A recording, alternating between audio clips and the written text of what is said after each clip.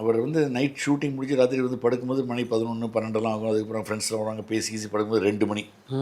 So என்னால் தூக்கம், எனக்கு தூக்கம் போயிடும்.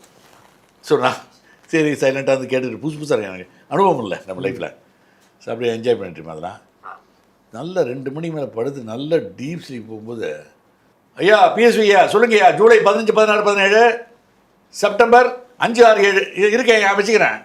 என்னடா எங்கேயோ யாரோ பேசுகிற மாதிரி கண்ணை மெதுவாக முடிச்சு பார்த்தா இவர் எழுந்து உட்காந்து 6 மணிக்கு உட்காந்து ஃபோனில் பிஸியாக பேசிட்டு வருது. எப்படி அந்த மனுஷன் எப்படி முடியுது? அப்படியே இறங்கி டக்குனு ரவி எந்திரிக்க போல வாங்க அப்படின்னு சொல்லி டக்குன்னு இறங்கி கிட்டு வேட்டியை கட்டிட்டு இறங்கி கார்லேருந்து நானும் அவசரமாக ஓடி இறங்கி போனால் அங்கே போனால் குதிரை மேலே ஃபைட்டு, கர்ணன் படமாச்சா, குதிரை மேலே சும்மா சேசிங்க போட்டு கீழே விழுந்து எந்திரிச்சு நமக்கெல்லாம் அப்பா ஐயோ இவர் வந்து ரவி வாங்க ரவி எந்த சோர்ந்து பாரு எந்திரிக்கன்னு சொல்லி. ஸோ அருமையான மனிதர், நல்ல ஒரு இன்ட்ரெஸ்டிங்கான ஒரு லெசன் அவர்கிட்ட கண்டுபிடிச்சது உழைப்பு உழைப்பு உழைப்பு. மேம்படுத்தப்பட்ட சமூக பொருளாதார வளர்ச்சியை அடைய மக்களுக்கு வழிகாட்டுவதே மக்கள் நீதி மையத்தின் முதன்மை பணி.